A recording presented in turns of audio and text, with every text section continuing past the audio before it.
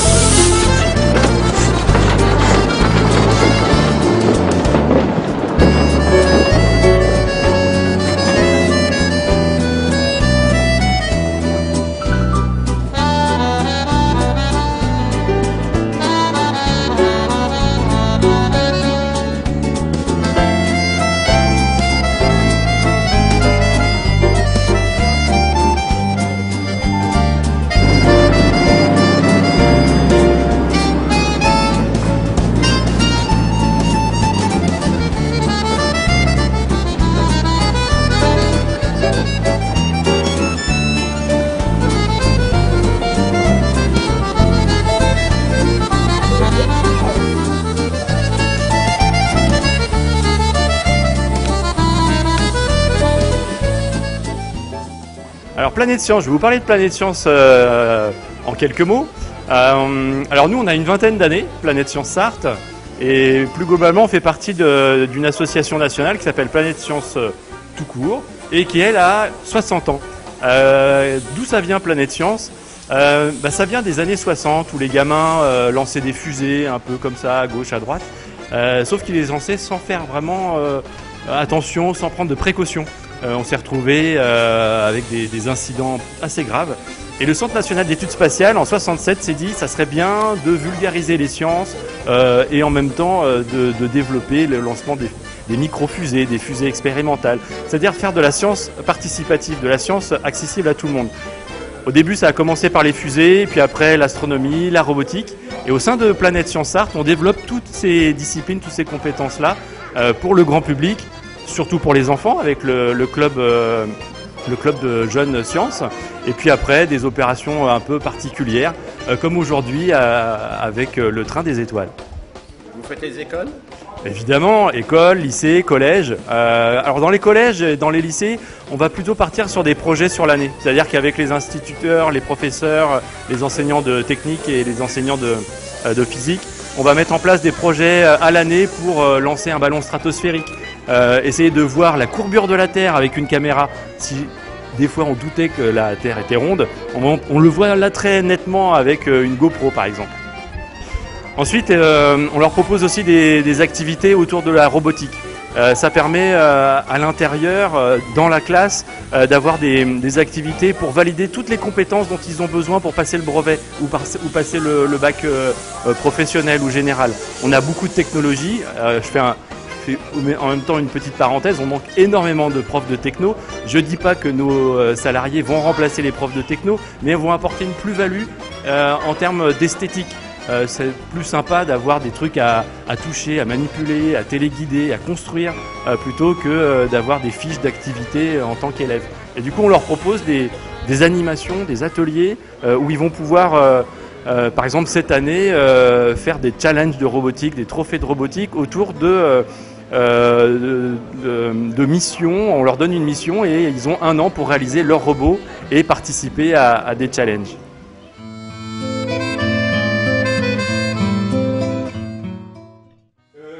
Le Soleil, il est plus gros ou il est plus petit que la Terre?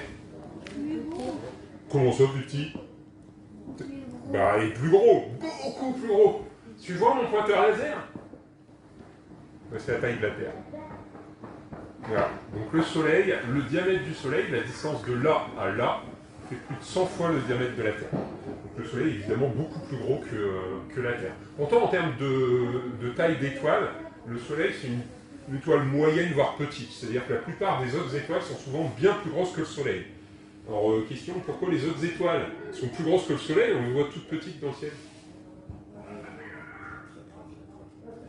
Parce que les autres étoiles, elles sont très très très loin, à des milliards de kilomètres. Bon, ce qui veut pas dire que le Soleil est à côté, hein. Il est quand même à 150 millions de kilomètres. 150 millions de kilomètres, c'est pas à côté. Mais les autres étoiles, elles sont à des milliards et des milliards de kilomètres, tellement loin, en fait, qu'on a inventé une unité de distance, que vous avez peut-être déjà entendu, qui s'appelle l'année-lumière. L'année-lumière, c'est pas une durée, c'est la distance que parcourt la lumière en 1 an, sachant que en 1 seconde, la lumière fait 300 000 km. Donc si en 1 seconde elle fait 300 000 km, ben en 1 an elle fait beaucoup de kilomètres, et ça on appelle ça une année-lumière. Et l'étoile la plus proche après le Soleil, c'est Proxima du Centaure, Proxima comme proximité, et Proxima du Centaure est à 4 années-lumière. Voilà.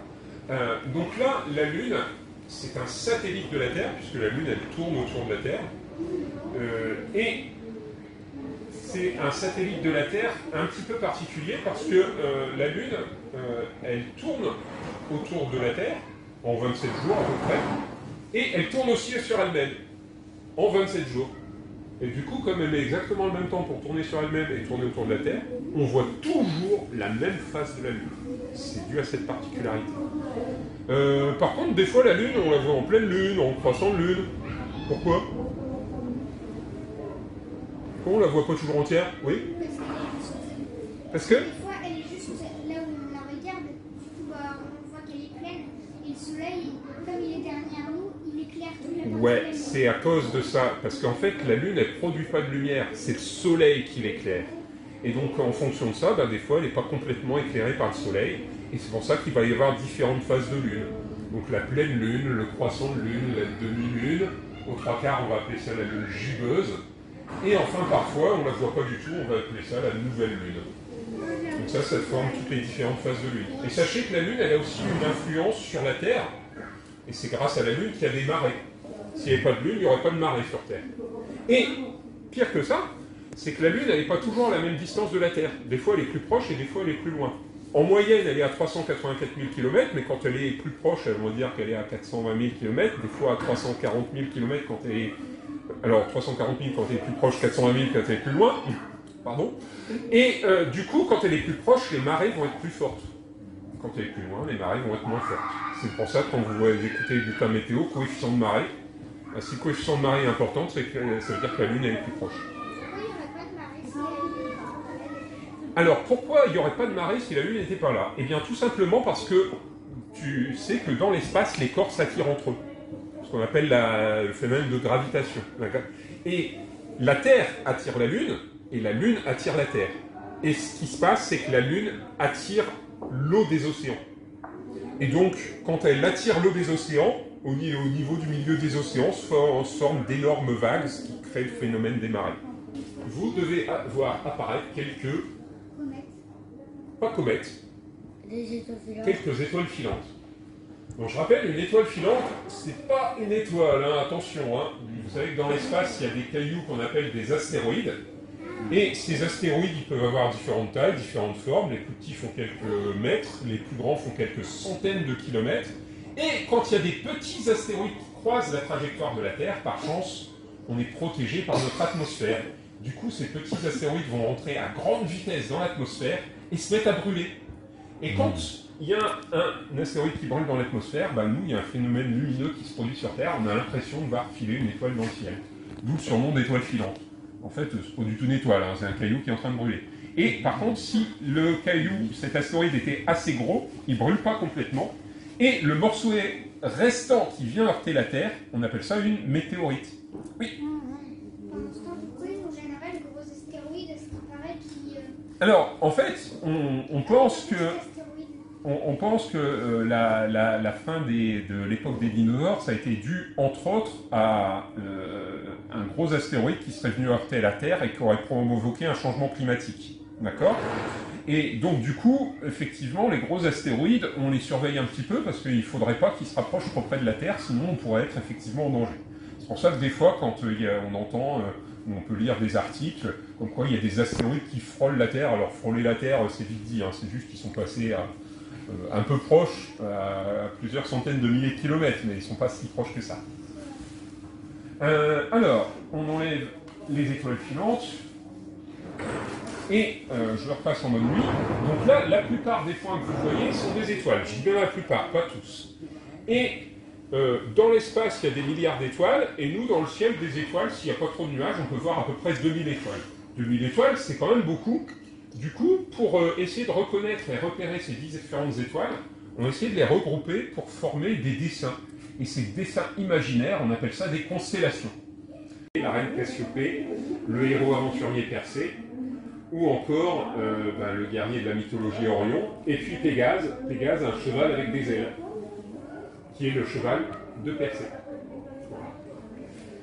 Évidemment, il faut avoir un peu d'imagination, hein, parce que je vous rappelle que on voit ni les noms, ni les traits. Par contre, avec un peu d'imagination, ça donnerait ça. Voilà. Donc on retrouve un petit peu les constellations imagées. Alors, je vous ai dit tout à l'heure, la plupart des points qu'on voit, c'est des étoiles. Mais s'il n'y a pas que des étoiles, qu'est-ce qu'il pourrait y avoir d'autre? Des planètes. Ben là, vous en voyez des planètes, il y en a. Elles sont visibles à l'œil nu. Dans le système solaire, il y a combien de planètes? 8. Alors, 9 jusqu'en 2006. Parce qu'en 2006, la communauté scientifique a décidé de dire « Ouais, Pluton, c'est plus une planète, c'est une planète naine. » On l'a déclassée. Alors, pour plein de raisons, faible masse, faible taille, et du coup, elle n'a pas nettoyé son orbite, c'est-à-dire qu'autour de Pluton, il y a plein de petits astéroïdes, Et le problème, c'est qu'aussi on a trouvé plein d'autres planètes naines. Il y a Cérès dans la ceinture d'astéroïdes, et dans la ceinture de Kuiper, du côté de Pluton, il y a Eris qui est d'ailleurs plus grosse que Pluton, et puis il y a Oméa ou encore Makemake. Donc pour toutes ces raisons, maintenant on dit qu'il y a 8 planètes dans le système solaire: Mercure, Vénus, la Terre, Mars, Jupiter, Saturne, Uranus et Neptune. Donc là, on ne les voit pas toutes, mais on va aller les observer toutes. Je vais vous faire apparaître Mercure et Vénus. Voilà. Donc, on va commencer par aller voir les planètes telluriques, ou rocheuses si vous préférez. Mercure, Vénus et Mars. La Terre, on ne la verra pas, on est en observateur depuis la Terre. Et la plus proche du Soleil, c'est évidemment Mercure. Alors là, je suis d'accord que Vénus, elle apparaît à côté, mais c'est juste qu'elle est dans la direction, elle apparaît à côté. Et on est bien d'accord que là, l'étoile qu'il y a ici, elle est à des milliards de kilomètres, beaucoup plus loin que Mercure. Et pourtant, elle apparaît plus proche. Donc on sait bien qu'on est, voilà, les distances sont différentes. Donc c'est bien Mercure la plus proche, et on va aller zoomer dessus. Vous allez voir que Mercure, elle est toute grise. Voilà. Donc elle est évidemment ronde, mais il y a un petit peu d'ombre. Et Mercure, la planète qui a les températures les plus extrêmes, en journée sur Mercure 430 degrés, la nuit sur Mercure moins 170 degrés. Et Mercure tourne autour du Soleil en 88 jours. On va du coup aller voir Vénus. Vénus. La deuxième planète la plus proche du Soleil. Voilà. Alors, Mercure, c'était aussi la plus petite planète. Vénus, c'est une planète qui est un peu plus petite que la Terre. Une toute petite. Et Vénus, sa particularité, c'est que c'est la planète la plus chaude, parce qu'il y a des volcans en activité, un phénomène d'effet de serre, et en moyenne sur Vénus, il fait 450 degrés. En plus, dans l'atmosphère de Vénus, il pleut de l'acide. Du coup, sur Vénus, pas très très accueillant, donc on n'y va pas trop. Par contre, la planète suivante, on y va bien plus. Alors bien plus, c'est limite, on y allait un peu plus souvent. C'est Mars. Alors Mars, pourquoi on y va plus? Parce qu'elle est un peu plus accueillante. Et du coup, on a envoyé des robots sur Mars, notamment en 2012, le rover de la NASA Curiosity, et plus récemment, en février 2021, a atterri Perseverance. Et vous allez voir que Mars, elle a deux petites lunes, qui s'appellent Phobos et Deimos. Et ces petites lunes, elles sont vraiment toutes petites. Notre lune à nous, elle fait 3400 km de diamètre. Phobos et Deimos, on parle de 50 km. Et en plus, elles sont pas rondes en fait. Parce que comme elles sont toutes petites, elles se sont pas arrondies. Du coup, regardez, Deimos, elle ressemble à une grosse patate. Ah. Voilà. Je vous propose d'aller voir maintenant les géantes gazeuses, et on va commencer par la voir directement la plus grosse planète du système solaire, à savoir Jupiter. Jupiter,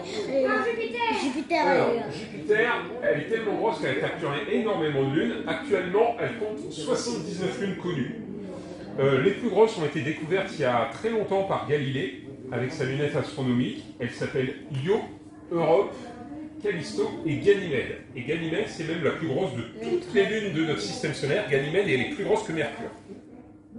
Ah ouais. Donc voilà Jupiter, et on ne voit pas toutes ces lunes, mais il y en a une qui est un peu cachée, que je vais vous faire apparaître, c'est Io.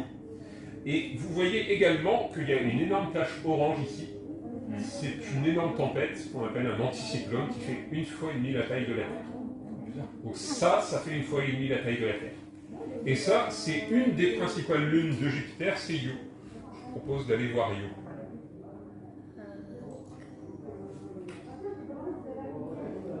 Voilà Io. Elle fait 2500 km de diamètre, donc c'est pas si petit. Je vous propose maintenant d'aller voir la deuxième plus grosse planète du système solaire, à savoir Saturne. Saturne, qui, vous allez voir, possède un truc qui tourne autour, qu'on appelle des anneaux. Alors c'est pas un anneau, parce qu'il y en a plusieurs des anneaux. Il y a 7 anneaux principaux, et il y a en tout environ 1000 anneaux. Donc ces anneaux, ce sont des petits morceaux de glace et de roche qui tournent autour de Saturne, qui s'étendent sur près de 400 000 km de là à là. Et vous voyez aussi qu'elle a des lunes. D'après une récente découverte, elle posséderait actuellement 82 lunes, dont la plus grosse s'appelle Titan. Là, on voit Encelade, Dionée et Mimas. Et je vais vous montrer Mimas. Pandora, Oui, Pandora. comme le magasin. Oui, alors je me suis dit, tiens, tu vas me la faire celle-là. Pandora, c'est Pandore. C'est dans la mythologie, la boîte de Pandore, Pandora. Okay. Donc Mimas, également dans la mythologie. Et regardez, on dirait une balle de golf. Il y a plein d'impacts d'astéroïdes qui sont venus faire des cratères à la surface de cette lune. Je vous propose d'aller voir mes deux dernières planètes du système solaire, à savoir Uranus et Neptune. Alors Uranus qui possède aussi des anneaux, en fait toutes les planètes gazeuses ont des anneaux. Vous allez voir que ceux-là sont un peu plus fins et un peu moins nombreux. Elle possède 27 lunes connues, elle est évidemment très froide, moins 210 degrés. Et on voit bien ces anneaux, puis on voit qu'elle a quelques lunes comme Juliette et Belinda. Bleu. Et on va voir la dernière planète du système solaire, à savoir Neptune. De couleur bleu foncé, qui possède 17 lunes connues, dont la plus grosse lune de Neptune s'appelle Triton.